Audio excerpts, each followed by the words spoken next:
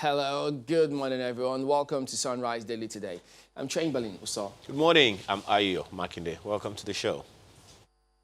And good morning from Abuja. I'm Maokwe Ogun Yusuf. All right, so today we're just going to go ahead and take a look at what some of the dailies have got today. We've got Mr. Richard Mama here to take us through that. He's a former editor of Business Hallmark. Good morning and thank you for coming on today. Good morning. Thank you very much. Okay, so there are different perspectives about what is going on really, but let's see how the dailies try to pick them out. Okay, look at Daily Trust. Let's start with Daily Trust this morning, guys. Coronavirus kills 587 persons in Kano in 5 weeks. This is ascribed to the federal government. Dwarfs 354 COVID-19 national death toll. Disease exposes Nigeria's health system's weaknesses. Well, clearly you've been following this. This is fallout of the previous the team that they sent to Kano at the time when there was that hue and cry concerning this kind of deaths, and now the report is out. The numbers, I think the rider that says that it underscores the nature of the nation's health crisis puts it in perspective, because we have always had a health crisis for as much as many of us can remember. So I think there is, something to be said about the fact that COVID has opened us up. Now, what is to be done now is what do we do about it? What are we doing about it presently? Are we doing enough? And what program do we have going forward?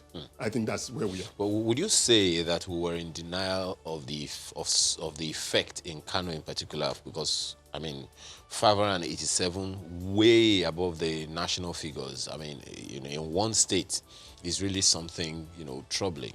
Do you think we were in denial of that possibility before now? Yeah, you are right. I think denial would be the word to say. But I think we'll need to, put it in perspective. Now, denial from which perspective? Because there was already a COVID crisis in the nation, and then you now have these mystery deaths, which there are doctors, there are hospitals in Kano, there are medical personnel, and the idea is that when things of this nature happen, they define what it is. And so when you say it's a mystery death, and then there's already an identified national source of death, it's a first suspect. So yes, denial. But the point is not that the entire nation was in denial. And I think that goes to the root of why the problem has not been contained. There's too much dishonesty in the entire process. Too much dishonesty. I'm sure that several persons within the echelons in Kano knew the truth about what was going on, but decided to not say it. They always need evidence for these kind of things. For instance, one of the arguments that a number of people have brought up is, look, why don't we have autopsy? But then they said that they had some verbal autopsy. Maybe that's what on investigation and verbal autopsy. Exactly. Yeah, it comes to the point about, Soyinka said something about when is a nation. You've got to define they've got to be parameters. In the US, President Trump is under fire because of statements he has made or not made. We've got to be able to define what is health, what is illness, what is culture, what is emergency, and what is governance. But why is it there's too much dishonesty in this whole matter? It looks as if it's the entire way we're focusing on COVID, or is it just peculiar to one state, Kano State? No, it's not peculiar to Kano. There are states that come out and make statements even without data. There seems to be this whole business that this is my territory. Like which state could that be? Sorry? Which state are you referring to? For example, Kogi comes with these back and forth arguments about is there COVID, is there not COVID? And we also have issues like what is the nature of testing. In Akwa Ibom, for example, there were issues about whether the NCDC report was okay or not. And then you now come to the whole point and saying that why would somebody have cough in, say, Dikwa, and you start waiting for a report from Abuja? So you actually have a crash. It's a systems crash. And so you've got to recalibrate the entire system and say, hey, we've got to, what is health? Health is one of the first parameters, for determining whether anybody is anybody in the first place. But you remember that that's how it all started. I mean, well, samples are usually taken because when we still don't have major centers in every state, which is what they're trying to do, but they have centers in each region. So if it's in a remote area, they have to take it to a central. Kogi, for instance, I think they take it to Ira. And that's the way it works. So does that then cast doubts over the process or over the ultimate outcome? Yes and no. Yes, because to have a regional identification of disease at this point in time in itself is problematic. This nation has run a healthcare sector for about 6 decades, in recent times. We know when the UCH Ibadan used to be one of the top 10 hospitals in the Commonwealth. UCH Ibadan, between the 1950s and the 1960s, it was one of the top 10 hospitals in the Commonwealth. Okay, well, let's look at some of the headlines here. Confusion as Kaduna government moves to replace striking health workers. Remember that even at the moment, NARD is on strike. Now, the doctors there were protesting about this slash of salaries, and then they felt, look, you're government workers, so we think that you should be able to sacrifice. But the doctors are saying, look, they don't agree with the methodology about all of this. And now, this headline. No, I think someone should talk to the governor. With all due respect, I think someone should talk to the governor. We have a crisis on our hands that we have not even fully defined its parameters. Now, this is not a time to assert muzzles. I think this is just muzzle flexing. I think there has to be some degree of caution. You don't get, a professor is not made in 2 weeks. Professors have to profess, and that means that they have to be built. Children don't begin to grow teeth on their second day of birth. So by the time you start a new healthcare sector, you are going to start having issues of beginning. You're going to start having that learning process all over again. Well, we don't know what percentage of this striking health workers they are planning to replace, but do you think that will almost be tantamount to a new health sector altogether? No, I think it's problematic because, there are things, they say you beat your child with one hand and you pull him back with another. Without any prejudice to the merits of the case or otherwise, the truth is that we have an emergency and that should trump every other consideration. There's a national health emergency. Okay. Well, I think some other papers will pick up on this a little more, why we can't reopen schools now, ascribe to FG. But look at this. Let me end with this one. Fight against Boko Haram, not yet over, but retired. And you thought, wait a minute. We're getting conflicting signals, too, at some point. And we thought that sometimes we're winning this war. Okay, does what we're winning mean, look, it's not yet over still, that notwithstanding? I think it's painful because it comes down to the whole issues that we've got to, honesty is the first parameter. Somebody should give us a honest audit of what the crisis is. We've had Boko Haram. Boko Haram has done a decade. Boko Haram began as a toy shop. Now it has done a decade and is holding the nation by the jugular. It's squeezing defense budget, which squeezes social services budget, including healthcare and education. The other sub you were talking about was that schools cannot reopen. Yeah. Okay, I understand that schools cannot reopen, but do we have a program? So what questions would you like answers for on this Boko Haram matter? No, for example, the point is, it's an insurgency. An insurgency has a certain character, which means that an insurgency acts within the context of a community environment. Now, Boko Haram is pushing a program, an ideological program, and it says, you know what we want? We want to establish Sharia. Okay, we want to establish what we consider to be the grand ideal of Islamism. Now, so it is pushing a program within the context of an environment, within the context of a worldview. So at the first base, there's a contest for ideas. Mm-hmm. The ideas that Boko Haram is pushing, are they correct? Now, so that it's first, the Boko Haram crisis is first an Islam crisis. If you are Muslim in Nigeria, right? You've got to ask yourself, where do you stand in terms of the ideological trust of Boko Haram? Because Boko Haram is saying that we have the perfect way, to how Islam should run. Do you agree? Now, so as a nation, we've got to define where we stand. Of course, the Nigerian Constitution already says what we are. Yeah, but why do they need to ask themselves that question? Because, they didn't take up arms, whatever belief that they had previously. There was no issue, I stand corrected, until, now this is a different method that these guys are taking up. So, and if you take up arms against the state, that is completely wrong. So aren't they two different things? No, they are not. Because there's a continuous fuel. If you put on a fire today, right, that fire would continue burning.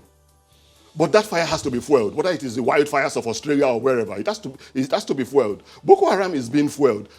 The military. I don't think you caught the angle that Chemelin is going. Okay. Initially, it was, as you said, an ideological thing. Yeah. But then when they came against the state one way or another, the state took some drastic action, responded in a particular way, which fueled, to use your word, the crisis, and they became, the way they are. So against that background, how do you respond?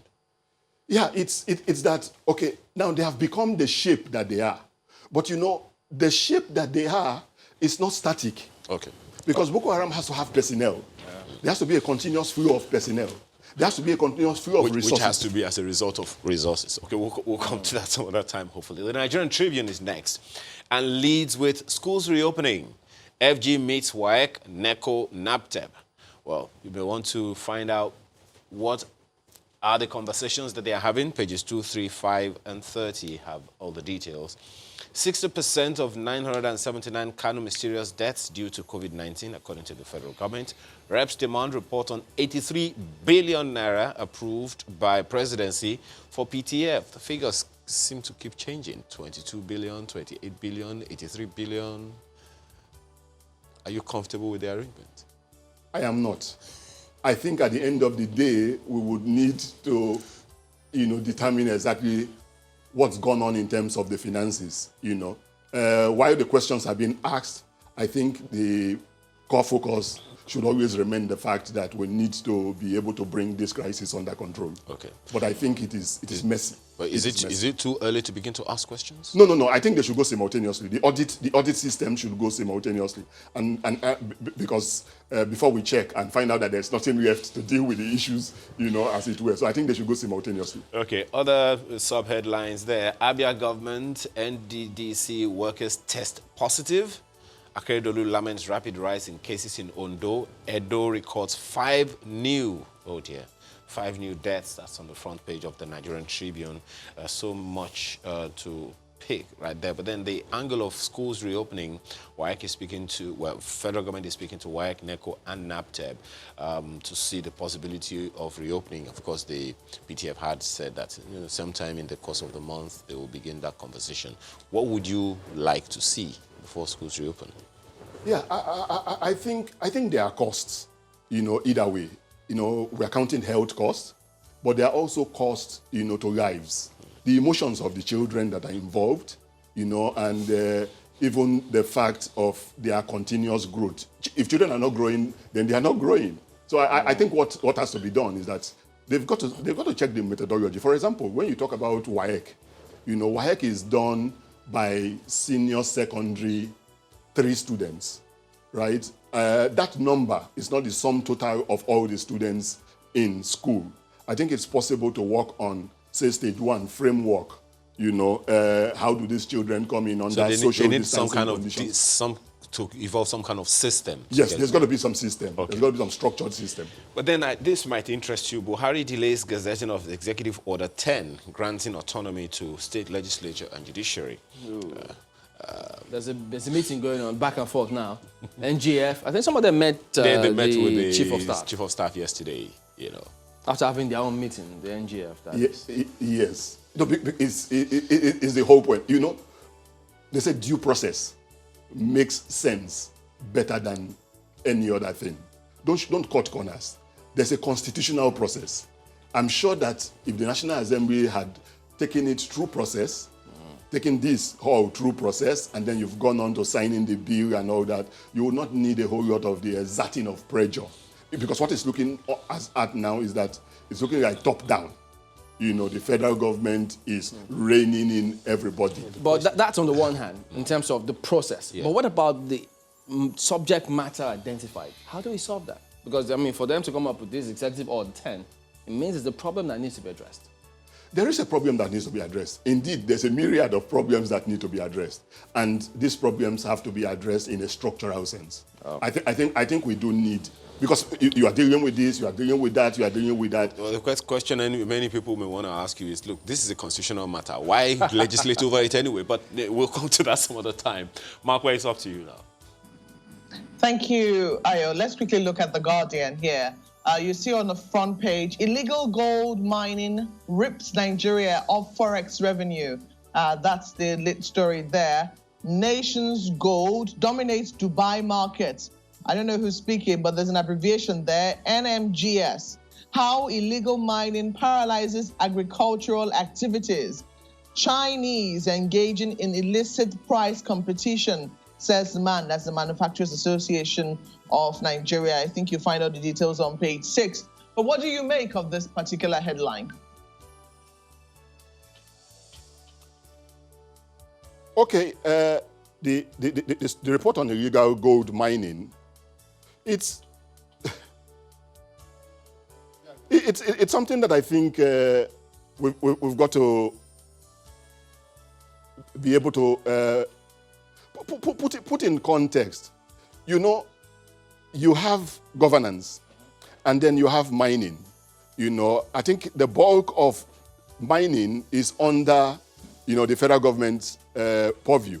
And what that suggests and what that introduces, is that the federal government does and should, drive processes as it has to do with, mining.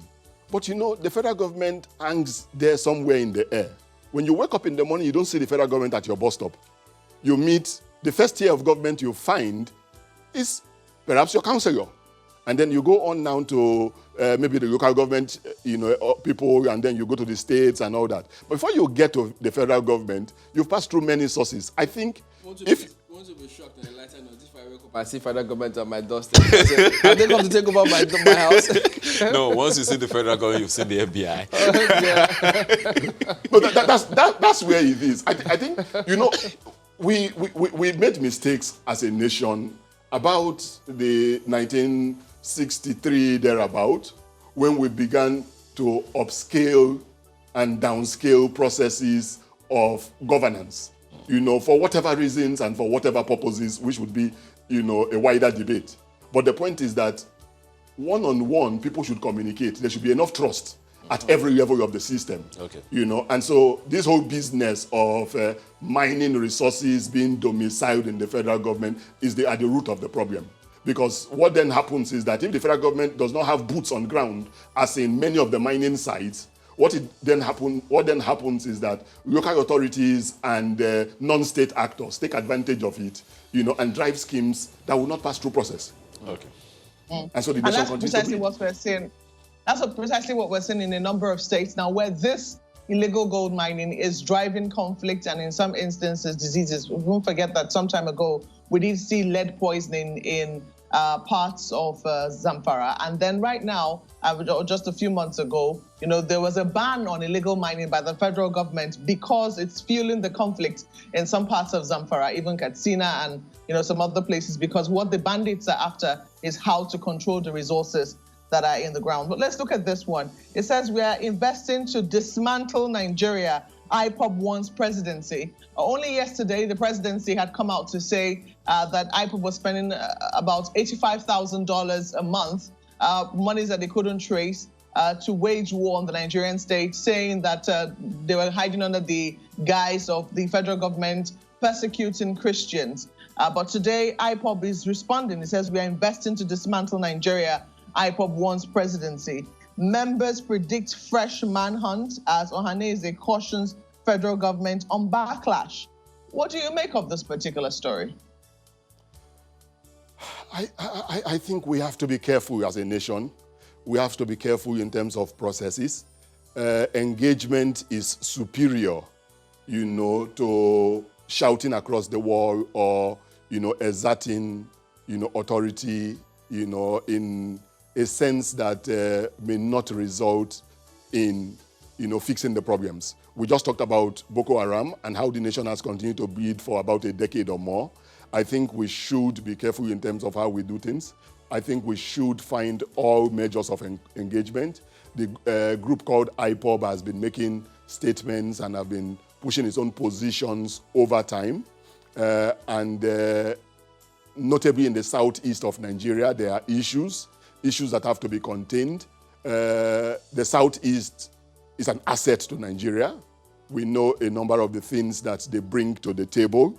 And if there are issues in terms of interpretation, in terms of the politics of the nation, those have to be addressed. And the way you address issues is to discuss issues.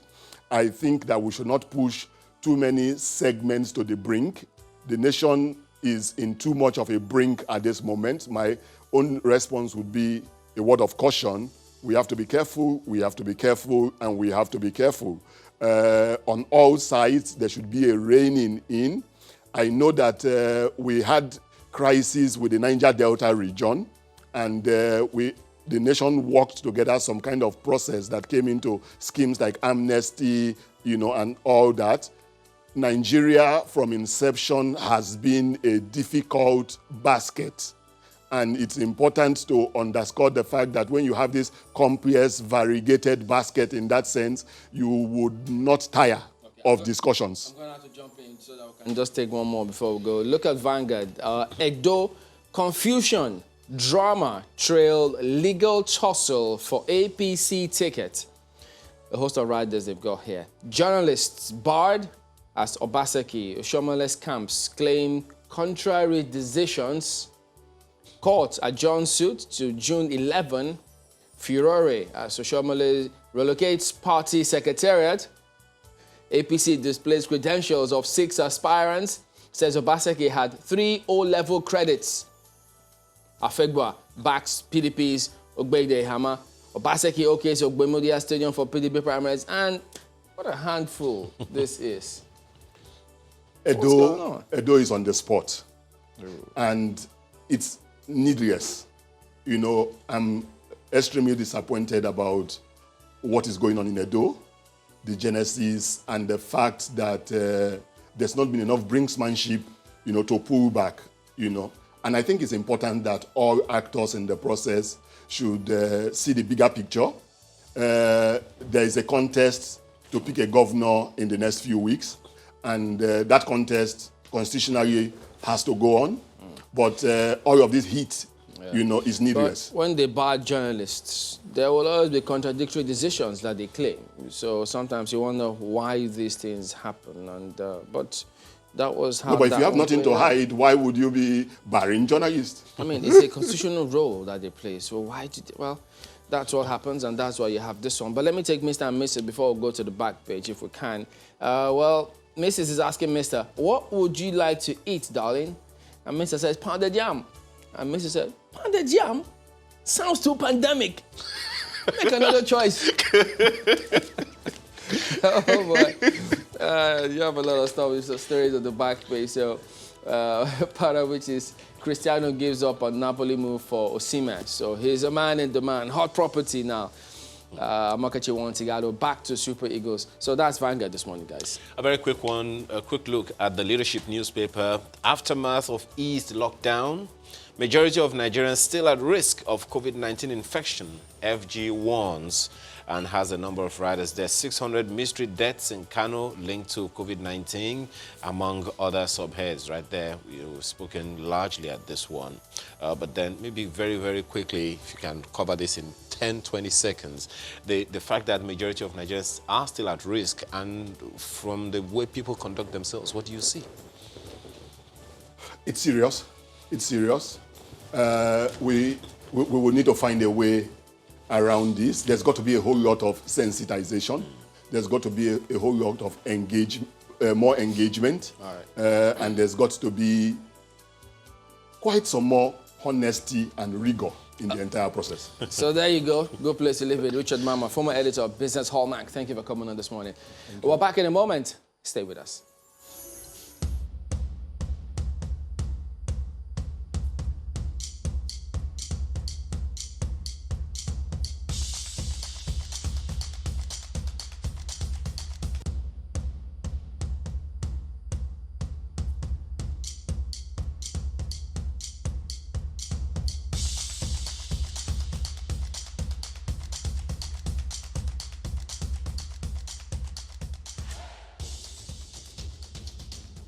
Welcome back. Well, yes, we'll be focusing on the developments, or at least the questions being asked of the PTF on COVID-19 in the moment.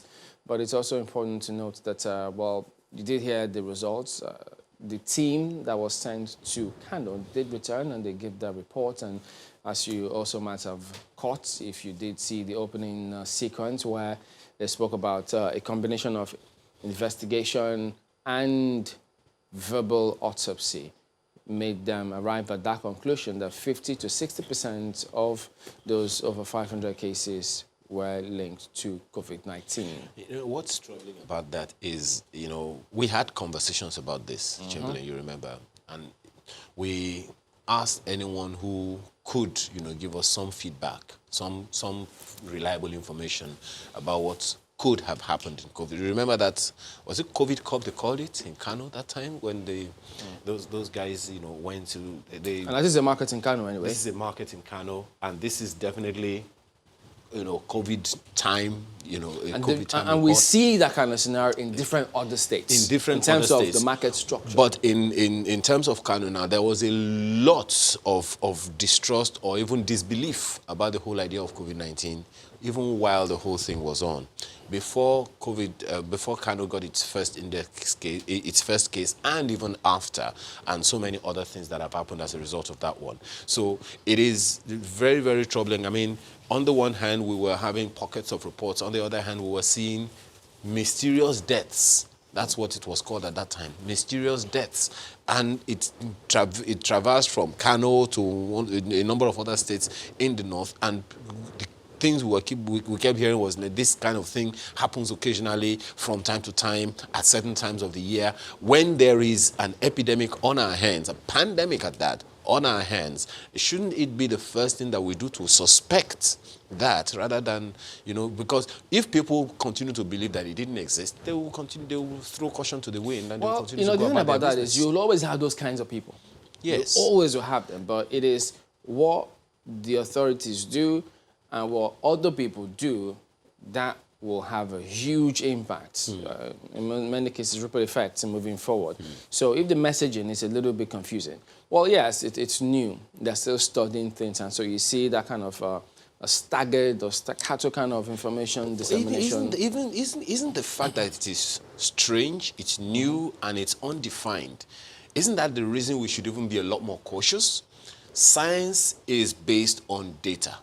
Data is a work of research. And if you are having mysterious deaths, no matter what kind of autopsy you want to use, whether it's verbal autopsy or whatever kind of autopsy, those information are necessary to be able to determine specifically Well, the thing about that case is, was. Yes, it is science and it's pretty straightforward. But in this kind of case, it's new, so they discover things time and again. So if, for instance, the protocol has been reviewed, you needed to test negative twice before you were released. Now it's once, and now they say, no, after a while, you don't emit. So when the information keeps changing, scientific or not, it has that impact on people in terms of how they internalize the kind of message. I mean, if you heard Mr. Mama saying, look, he needed some sort of transparency.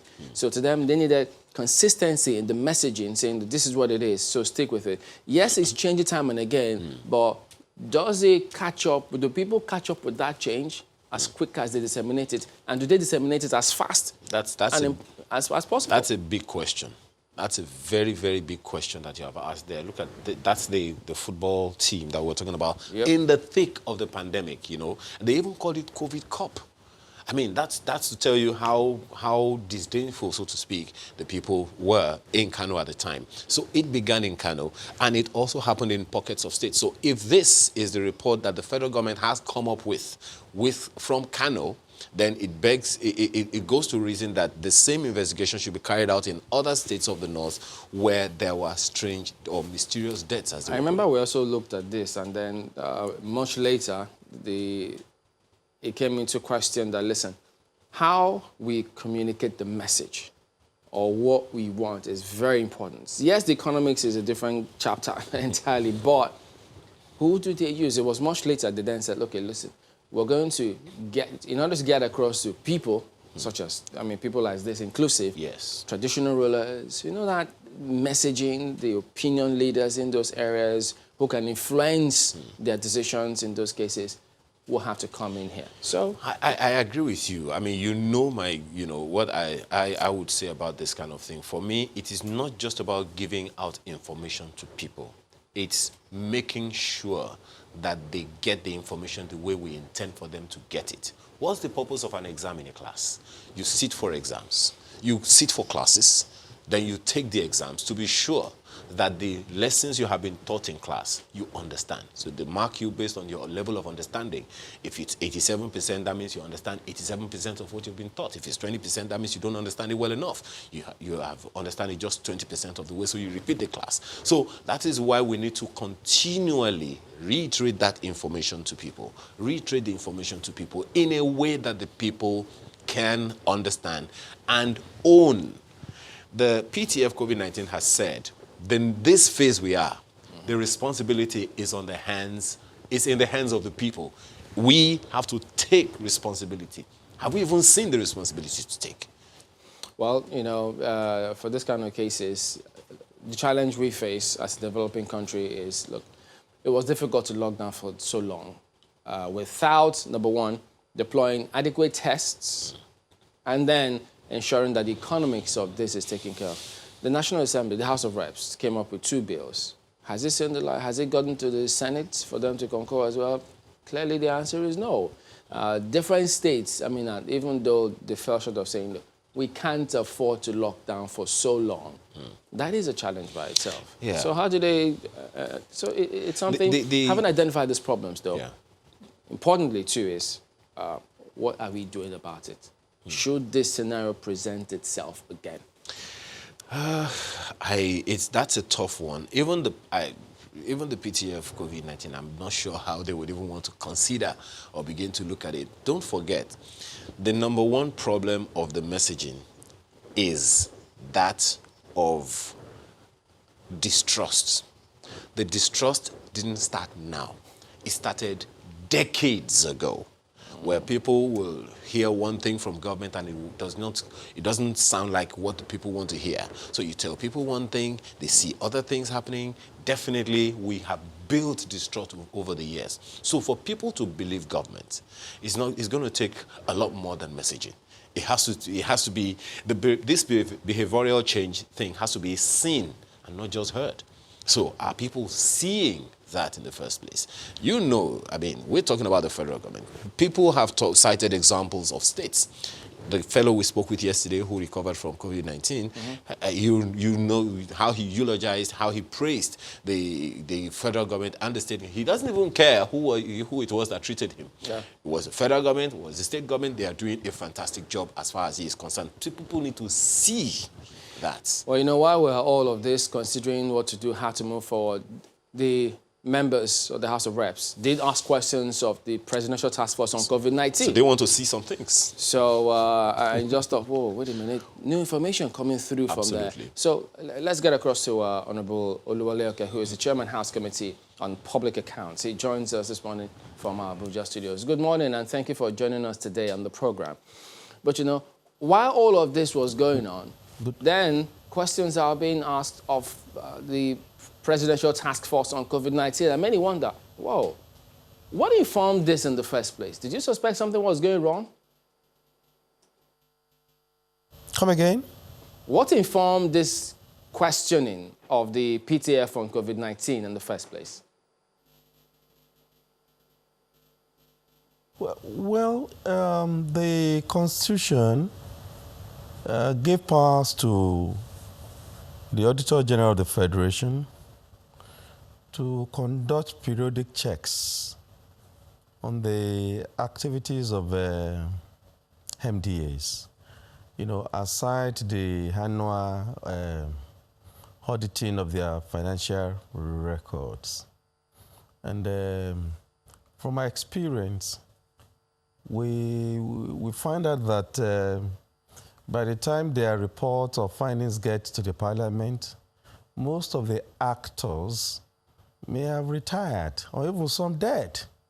And then the Parliament find it extremely difficult to discharge, our duties. So we decided to, since we're in an emergency situation anyway, we decided to ask the PTF questions what they have done with the funds released to them so far. So we asked them to come and tell the parliament, the funds released to you, what have you done with it? And so they came, they made their submissions. It's informed in part by how the Ministry of Humanitarian Affairs had conducted things concerning those packages that they were distributing to people. The Ministry of Humanitarian Affairs will be appearing, with all the agencies under the ministry will be appearing today. Okay, but from the questions, from the feedback you got, the answers you got from those who appeared yesterday, it appeared as though the committee did say there were still some missing link. Yes, often than none. Go ahead, even please. when this government is the luckiest government, because they enjoy a kind of support from both chambers of the National Assembly, because the ruling party have simple majority both in the Senate and the House of Representatives. And aside that, we also support our colleagues, the government of the day, because we felt that we should put politics apart. When government perform very well, the entire citizens, would benefit.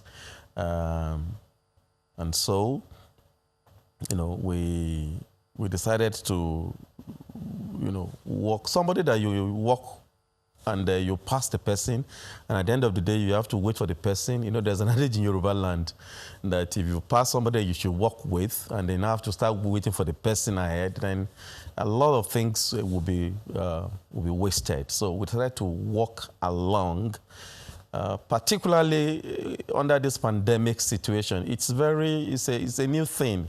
I have not experienced this before. Even when you talk about Ebola, I don't think it's as bad as this. So it's very unique situation in which we find ourselves, and we have to discharge the duty of care with all Nigerians. Well, one wonders if they are working alone or if they agree to work with the committee. But were you satisfied with the answers you got yesterday? To be very sincere, we are not. And we asked them to come back next week, Monday. But let me submit that the DG of NCDC made a very good presentation, a detailed presentation. But we need to also, for example, he got 5.6 billion. He had utilized 1.2 billion. And then we now begin to ask that, okay, under an emergency situation, if you ask for X, Y, Z, and you got this quantum of money, and by the grace of God with prayers, if the situation, drops, if the virus is flattened, and nothing happens, that means you return the money back to the Treasury. But in accounting parlance, I checked him. I warned him that perhaps you may have committed these resources. So if you have committed these resources in terms of contracts being awarded, it simply means that the 4.4 billion naira in principle might not actually be there, which he agreed to. So based on that, we asked him to come back to give us an holistic position of what they have done with the balance of 4.4 billion naira. So, but in the case of foreign affairs, the insinuation that maybe the ministry was also collecting money for beddings, for feeding of evacuees of the returnees, it was made clear yesterday that there was nothing like that, that they only paid for their tickets from the various parts of the world that they were evacuated from. But as per accommodation during the isolation period, it was bought by the federal government. Well, As for the Ministry of Health, please go ahead.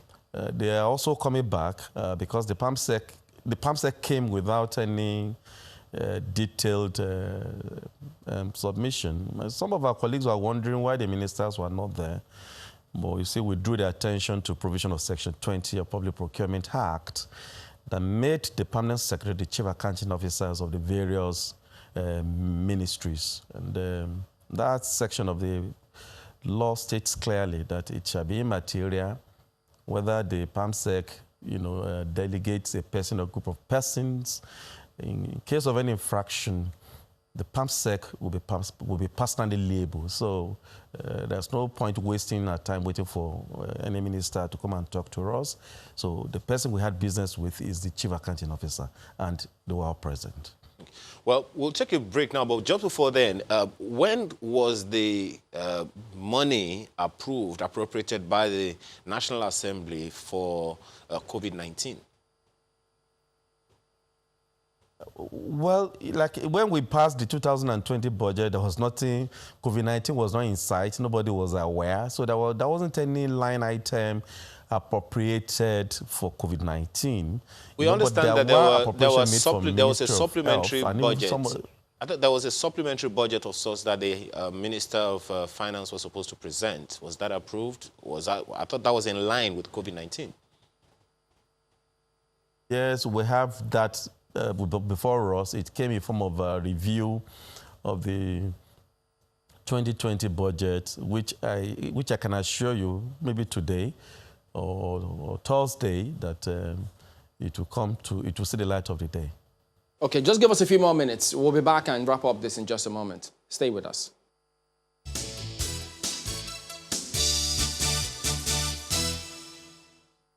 Thanks for staying with us. We still have Honorable Oke in our Abuja studio. Honorable, the response you gave to the question the other time, does that mean that there is no budget for COVID-19 as anyone that the National Assembly approved? Is that what you're saying?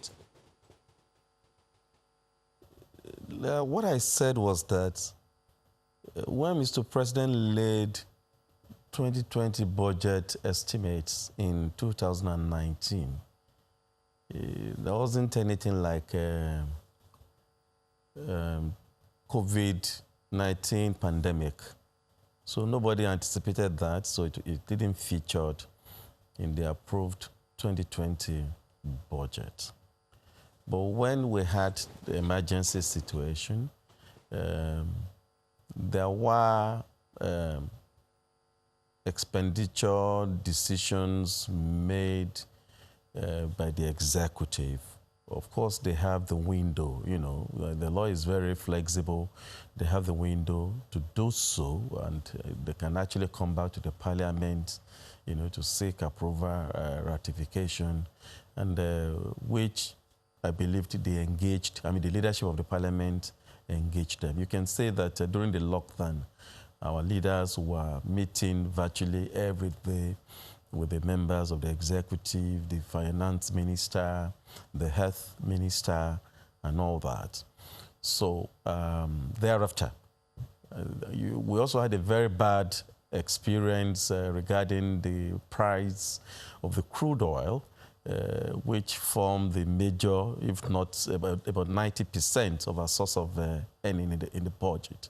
So this also affected funds that has accrued or accruable to the nation.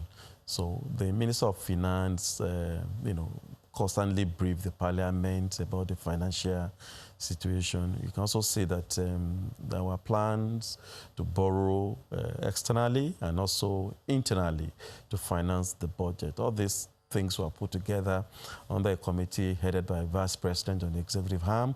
But the bottom line is that they have submitted the 2020 reviewed 2020 budget as reviewed. It's with us in the Parliament. It has gone through the first and the second leg, and then we expect the reports of the House Committee of Supply, that is House Committee on Appropriation. And I can tell you that they'll be laying that report today, and I think by Thursday it should be passed by both chambers, and they're probably going to conference, and then submit the bill back to Mr. President for his assent. Okay, if there is no budget specifically for PTF COVID-19, so what exactly is your committee probing? Is it 83 billion naira or 28 billion naira that the Office of the Accountant General said that COVID gathered, or 22 billion naira, another figure that is being bandied around? Which exactly is your committee probing? The budget proposal, based on the submission of the Permanent Secretary Ministry of Health, that they had a budget proposal of 83 billion naira for the PTF, and that, but they eventually got, what they got in their own budget, their 2020 budget as approved ab initio was 2.4 billion naira.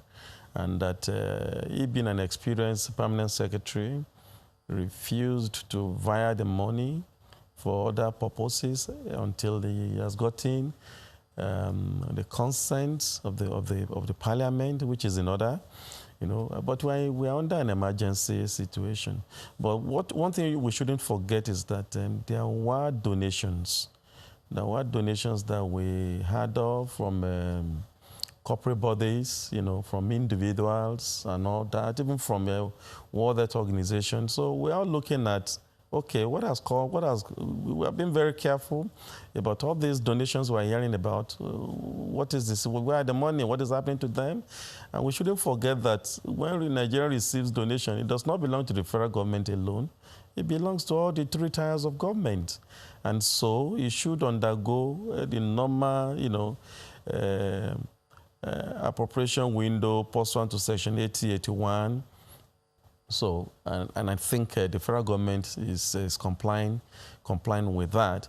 So, but like I've told you, we are looking at the angles of periodic checks to see that these funds that are available, what has gone, what is happening to it, so that we're on top of it. We shouldn't wait until when the actors must have quitted the stage and then you start asking questions. Then, you will have lost the opportunity of ensuring efficient and prudent management of our resources. So what did you find yesterday? Have the donations been accounted for? From the submission of the chairman of PTF, represented, that is the Secretary to the Government of the Federation, represented by the Permanent Secretary General Services, Mr. Adekunle. From his presentation, we can say that the sum of 22.1 billion naira was released to the PTF. And out of the 22.1 billion naira, only 164 million has been utilized. And it was used to take care of the evacuees, of the returnees from Nigeria. I think it was used to take care of their accommodation in various hotels, and then some for some procurement of PPE and all that. So you see, the PTF is a multifaceted committee. You have the Ministry of Internal Affairs, you have the Ministry of Humanitarian Affairs, you have the Ministry of Foreign Affairs, you have NCDC, Ministry of Health, the Port Health Inspectors. They also got some money, 71 million naira. So these were our findings. But like I told you earlier, that we're not satisfied with the way and manner the presentation were made.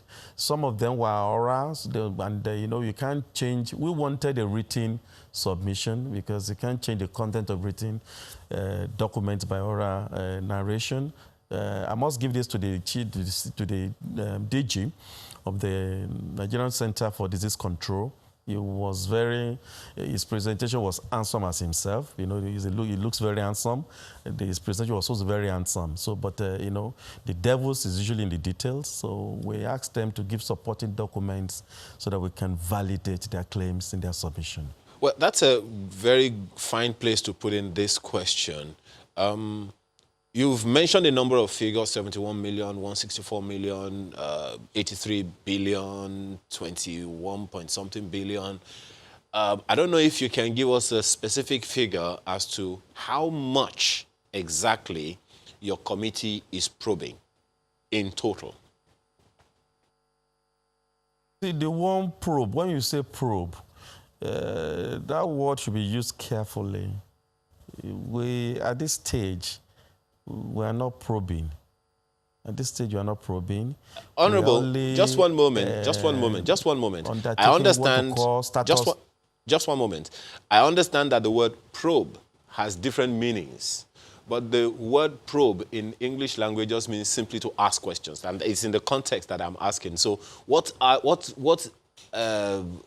exact figure is your committee asking question? Yes.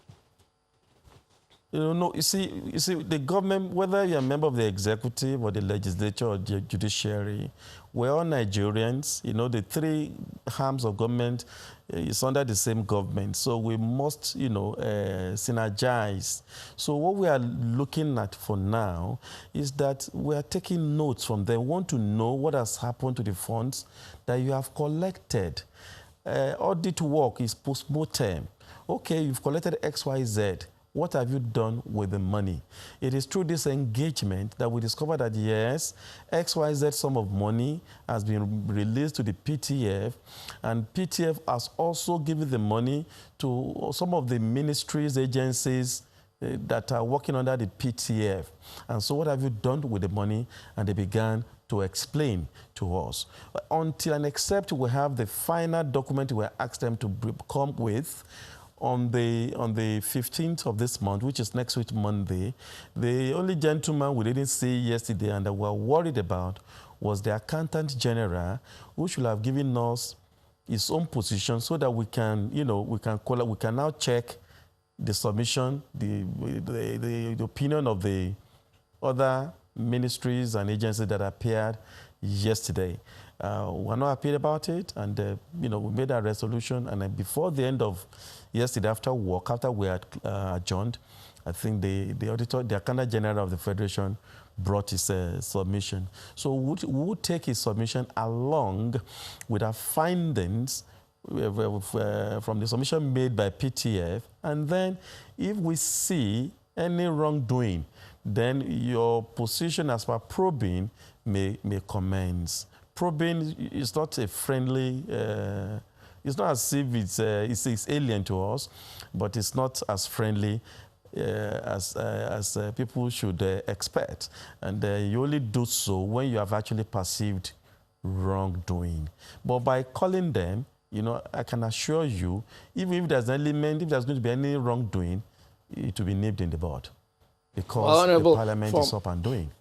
Okay, from the submissions, from what you've said, of all those who appeared yesterday, you've spoken glowingly of only the DG of NCDC, so that suggests that he's the only one that the team seems to be happy with at the moment, and others will be expected to return monies. Is that correct? To understand the way they are operating, they had budget for infrastructure, and they have budget for health operations. So, for example, when you look at the mandate of the Center for Disease Control, it's not the person undertaking the usual test that you go to Federal Medical Center to go and check, to go and conduct it. Because we asked him, are you the person conducting tests and all that? He said no. He said that is being done in various, both at the state level and in various in various health institutions across the nation, which of course that's under Federal Ministry of Health. So it is Federal Ministry of Health that we expect to bring a comprehensive write-up submission, to us, so that we can see what they have done with the quantum of money that has been given to them, either before COVID-19 period or during. So we are waiting for the Ministry of Health to bring their submission come next week, Monday, the 15th of June. Okay, then, so that means today will be the turn of the Minister of Humanitarian Affairs, as you have highlighted. All right, we do thank you for your time, Honorable Oluwole Hoke, Chairman, House Committee on Public Accounts. Thank you, my brother. All right, then. So let's switch gears now. Well, it's still in the same vein, actually. Dr. Sani Aliyu joins us next. He's the National Coordinator of the Presidential Task Force on COVID-19. Good morning. Thank you for joining us today on the program.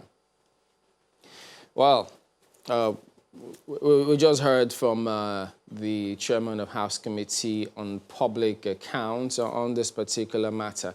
But from the presentations that were made yesterday, did you feel that there were some gray areas that were left out that still needs clarification? Good morning. As the Honorable said, we received, it's pretty clear really, the role of the PTF, we have a multi-sectoral responsibility, okay? So we have a host of ministries and departments that are part of the PTF, and people are given responsibility in terms of their own budget line. They then make a report to us, and they provide us with all the evidence in terms of whether they have procured or they have spent money. And that level of evidence needs to be the same level of evidence they would need to pay. And we will then make a recommendation to the Accountant General to pay the money. At the moment, as far as I know, only 169 million or so was spent by the Ministry of Foreign Affairs on the evacuation of Nigerians, mainly on their accommodation. So we've got about 22 billion that was released to the PTF. And just to make it clear, the PTF is not a procuring body at all. At the moment, that's less than 0.002%. And the reason why we haven't spent so much is because of the need for prudency in the first place. We need to have clear evidence. A lot of the MDAs are yet to do their full procurement. A lot of the MDAs are still using some of their 2020 budget for their normal activities. As far as I'm concerned, there's no problem here. The probing that you keep on talking about, this isn't a probe, it's a conversation. So we need to be very, very careful. We're in a pandemic situation. We're trying as much as we can to make sure that the scarce resources we have are being used appropriately. The 22 billion that we talk about, it's still there.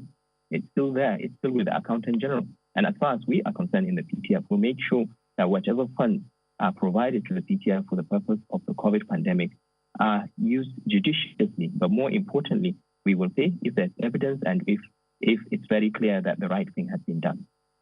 Well, since you say that, I mean, as far as you're concerned, there isn't any problem as of now, do you think it was too early for the Public Accounts Committee and others to ask questions now?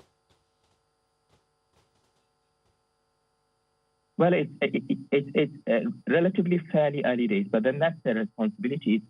I believe in being preemptive.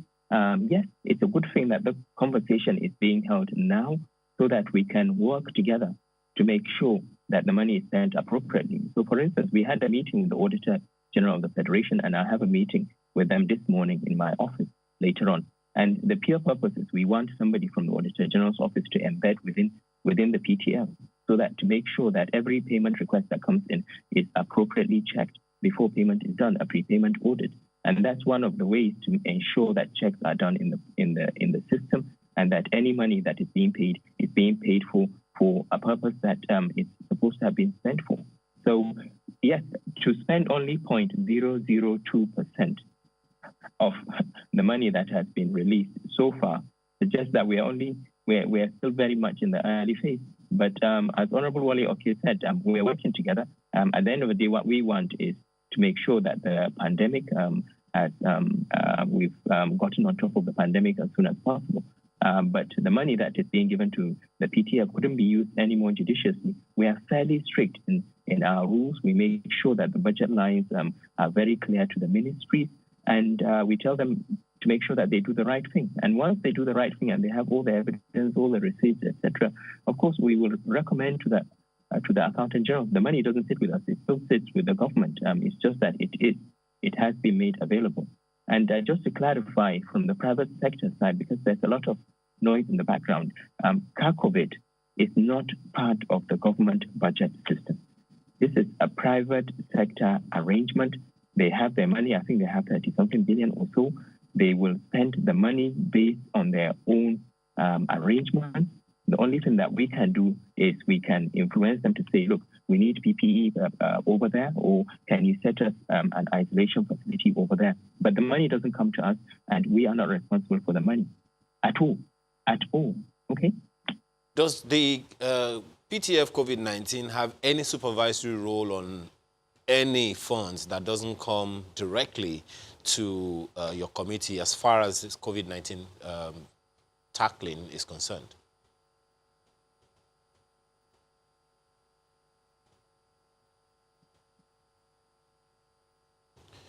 I don't know if you can hear me, Doctor.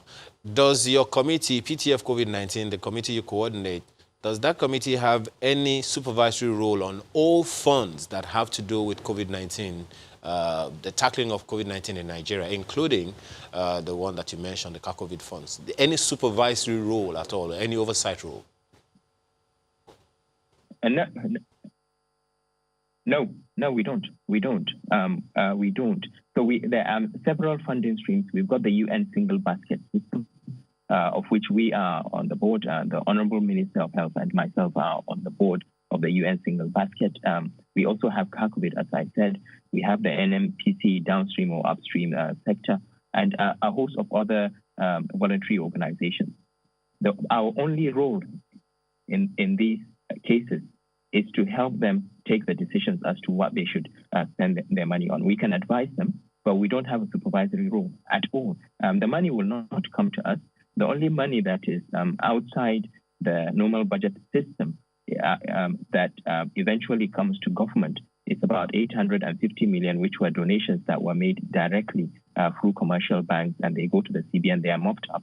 At the moment, I think it's about 850 million. But even then, that money hasn't come to us. It's government that will collect that money, and over time. And this is money from Nigerians, and I think there was a committee of House of Representatives and the Bua Cement Group and a few others that pay the money into specific commercial banks. And that money is regularly mopped up by the Accountant General. At the moment, it's about 850 million so far. And that goes into the Treasury. So that in the future, if there's a need for further funds to be given to the PTF could draw from that. But at the moment, it's not even available to us. If I could follow up on that, and in the future as well, in order for all of this to be put in proper perspective and clarified, would you suggest that at the end of the day, that all of these funds and how they've been utilized be published?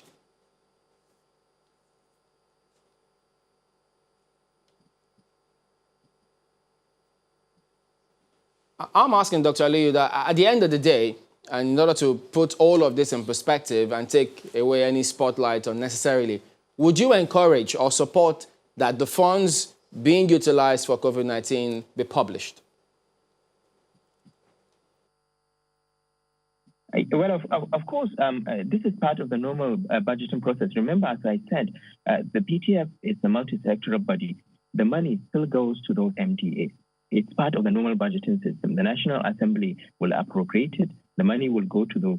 So, for instance, the money that goes to the Federal Ministry of Health, they have a series of budget lines. The main role of the PTF is to make sure that those budget lines fit in with the COVID pandemic, and then they go ahead and do their normal processes. But they will have to do their retirements in the normal way. I think in terms of checks, PTF is probably one of the most heavily scrutinized of all committees of government at the moment, and rightly so, because of the amount of funds and the importance of the COVID pandemic.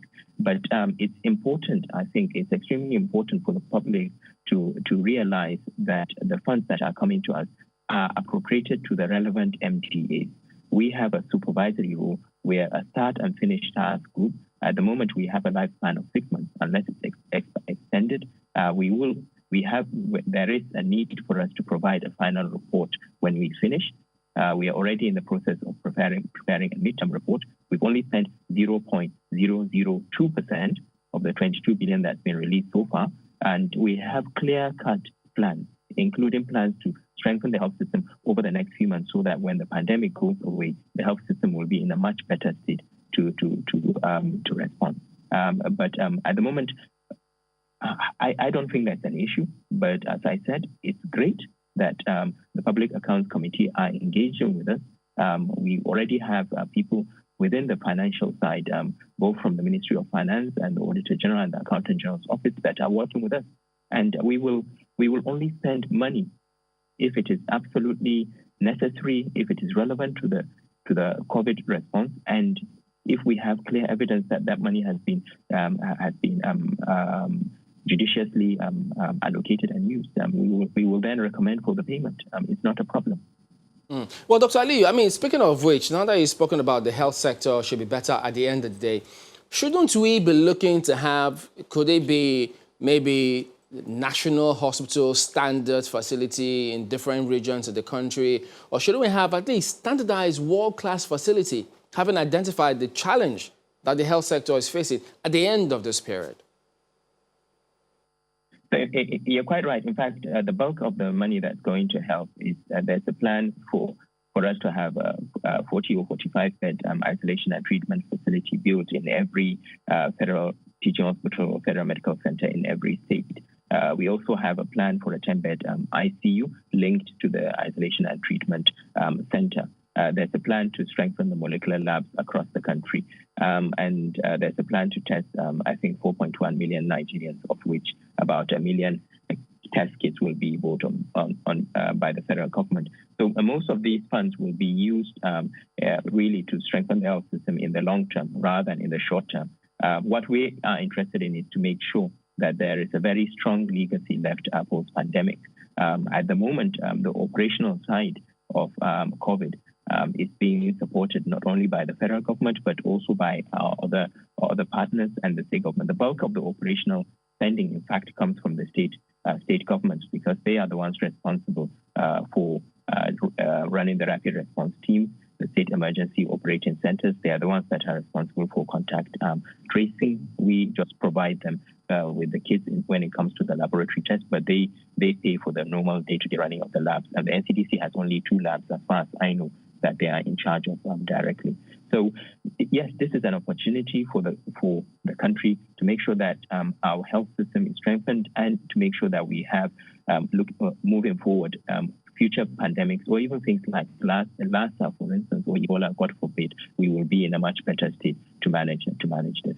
Okay, just give us a few more minutes. We'll be back and wrap up this. Please stay with us.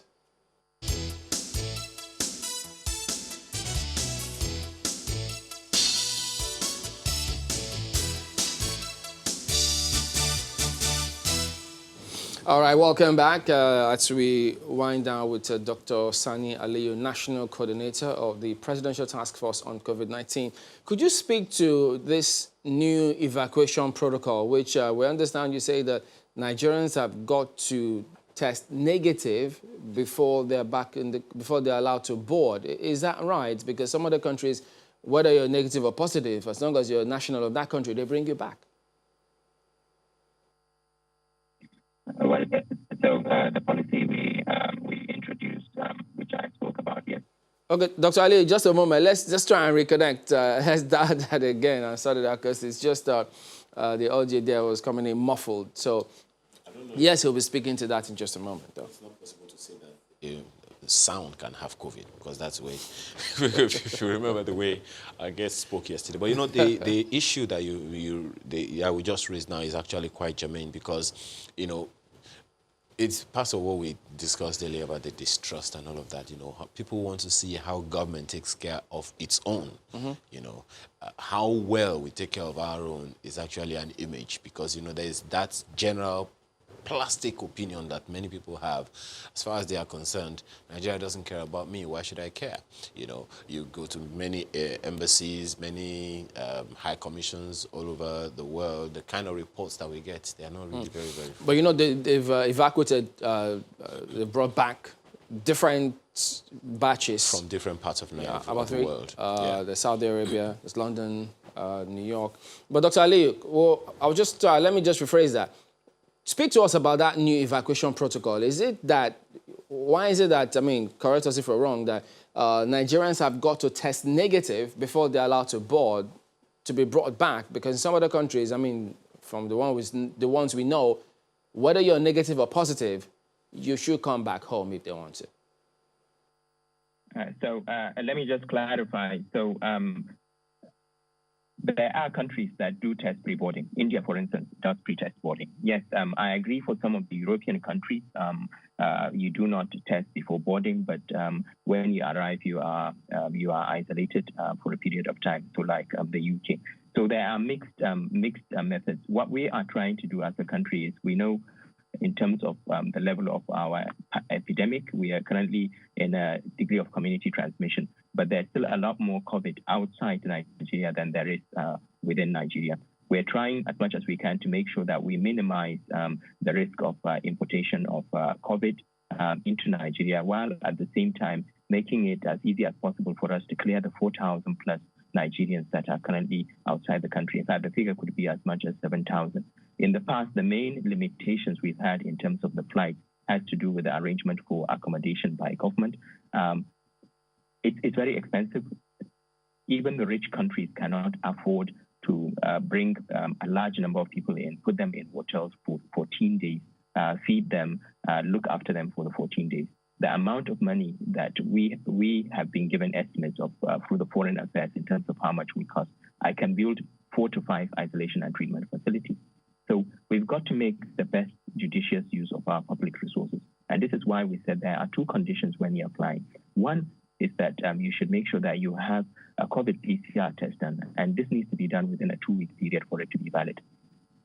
Secondly, when you arrive, you will be the flights will be coming into Lagos and Abuja. We hope to start the flights we've already signed off, the protocol has been signed off yesterday evening by the PTF.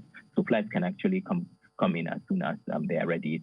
There's no longer that suspension that's been completely lifted. But when they do come in, they will come through Lagos and Abuja, and we will ask the Nigerians that are coming in to stay within Lagos and Abuja and have a repeat test within a 72-hour window. This is because we know that if you're tested during the incubation phase, if you get a negative result, that negative result has no value, because during the incubation period of the illness, the PCR test won't be negative. So this is a belt and braces approach, while at the same time try as much as possible to clear this issue. Because the PTF, the primary responsibility of the PTF is to deliver on the pandemic. It's not to sort out issues such as evacuation, but we had to come in because there are more and more Nigerians out there. Some have been outside the country and stranded for months on end, and we need to bring them in. And these are our citizens. So how do we bring them in the most cost-effective and judicious manner for public resources? So a lot of the passengers at the moment outside actually have their COVID test done. The only thing is whether we don't know whether it's within the 14-day period or not. And when they do come in, we will repeat the test within a 3-day window so that we know whether they are infected. If they are not infected, we'll just ask them to self-isolate at home, or to arrange, if they don't have a home within Abuja or Lagos, they arrange for their own alternative accommodation. Because after all, there's still an interstate restriction. I can't leave Abuja because of the interstate restriction. So when people arrive in Lagos and Abuja, they have to stay in Lagos and Abuja anyway for the period of the self-isolation. But more importantly, we are asking people to take personal responsibility for their own health and also that of the public. This is what is done in other countries. We have to trust our fellow countrymen. If we ask people to stay at home and isolate after returning from abroad, we hope they will. And they will be signing an undertaking as well before they get onto the flight that they will follow all the necessary precautions we have set down. But this is international practice. Nigeria will not be the only country that's requesting for a COVID PCR test before coming in. It's entirely pragmatic. I think we've simplified the process, and we hope that we will be able to get as many as more than 1,000 Nigerians coming in on a weekly basis, so that over the next 3 to 4 weeks, we will clear the entire 4,000. And if there's an additional 3,000, we'll deal with it as well. Oh, okay. When you say that they have to do that test and come with the results and show you, I mean, yeah, clearly this is new. What happens in the event, being hypothetical now, in the event that someone tests, the result is negative, and then he boards, he arrives home, and he shows it's positive? What do you do in that case? Well, what we do is we will subject the person to the same process as you would if you are tested positive today, which is to link you up with NCDC, the case management side, they will take you in for isolation. If you need treatment, you'll be treated. 80% of people will not require any treatment. With Lagos at the moment, they have a home isolation policy, so they will check your home and make sure that you have the capacity to self-isolate at home, and they will monitor your symptoms. Remember that when people board the flight, there will still be the normal rules around flights are going to change, so people will have to wear masks throughout the period of the flight, gel their hands. A lot of the seats will be taken out, so there will be physical distancing, etc. So still, the risk is significantly minimized in terms of transmission to others.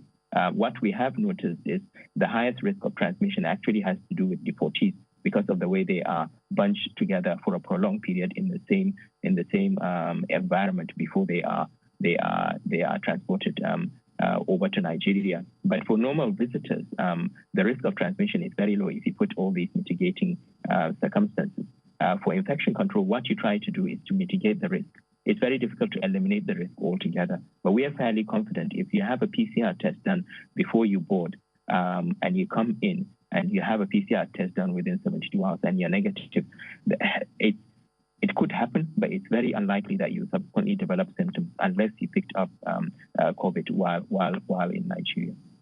Well, speak to us about this information that was given to us at yesterday's briefing by the Minister for Health when he talked about 587 persons in Kano dying as a result of COVID-19. That figure has not been released in the latest NCDC figures. Could you bring us up to speed about what that is about? Is it a direct consequence of COVID-19 or they are just circumstantial around it? I really don't have the full details. I haven't received a copy of the report. The PCF has not formally received the report from the Honorable Minister. I believe he will be presenting the formal report to us, so we'll have that detail. But certainly at the moment, I don't have the full details to be able to categorically say to you whether the 580 were directly responsible. But even having said that, the way we count COVID cases is based on the test itself. It's not based on the clinical features. So if we say Kano, for instance, has 1,000 cases of COVID, these are 1,000 cases that were diagnosed based on the PCR. Even where people have died and you do what we call verbal audits, verbal postmortem, and you find that the symptoms are consistent, provided a test has not been done, we cannot conclusively say that they were COVID cases, and therefore they cannot come into the national count. Should the results come back and say that it's a direct consequence of COVID-19, does that mean that we will have those figures added to the national figures? No. So unless a sample was taken from those persons, no. The way we count based on the surveillance is actually based on PCR diagnosis. In this country, we don't use symptomatic diagnosis. So in China, for instance, if you remember when they were about, I think, a few months into their pandemic, they changed the definition and they brought in people that had symptoms consistent with COVID because they stopped testing everybody. So people presenting with fever, cough, and pneumonia, severe respiratory illness were brought into the definition, and the numbers increased. But certainly for Nigeria, as far as I know, at the moment, we use the PCR test. So unless somebody who's deceased had a sample taken after death and the sample comes up positive, we wouldn't put that case because it's not confirmed. All right, then, Dr. Sanya Aliyu, thank you for talking to us this morning. Thank you very much. Thank you. All right. Well, back in a moment, everyone. Stay with us. Welcome back. Well, just before we go, we've got Vivian Ezike, who is an Empower beneficiary, but now there's a challenge, and she's about to tell us. Hello, Vivian. Could you tell us about the challenge you're facing with the Empower at the moment? Okay. Good morning, House. It's from Lagos State. Actually, For 3 months now, we've not been paid. Since March, April, May. All the category graduates of Empower, most of us haven't been paid due to the change of the mode of payment they use. And therefore, they omitted most of the beneficiaries. We've been complaining, but no one is giving ear to us. Even Mr. Afolabi, special advisor to the president on job creation, he addressed us when the issue came up and sent us a letter that the issue will be resolved. But since that March, we've been waiting for them to resolve it. Nothing came out of it. Thank you. Okay, well, I don't know. Okay, just give us a moment. We'll come back and clarify some of these matters in a moment. Stay with us.